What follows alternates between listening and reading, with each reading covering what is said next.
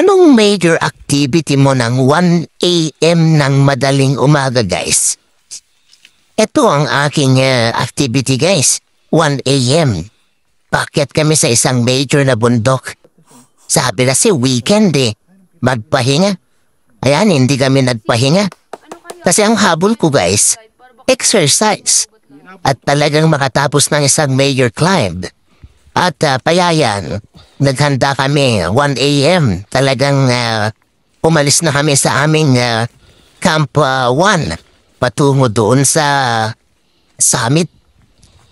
At expected 4 to 5 hours yung climb dito. Pero so far, ginawa namin talaga ito na medyo maaga. Which is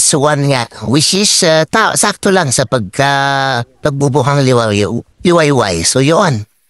Natry nila rin ba ito akirin, guys? Actually, ito yung Mount Alawit, guys, sa Mountain Province. The top 10 na pinakabatas na bundok sa ating bansa. So yun. Trinay ko siya, guys. Medyo hindi ko inaasahan yung hirap. Pero at least, napasumit. Kaya ayun, ayos.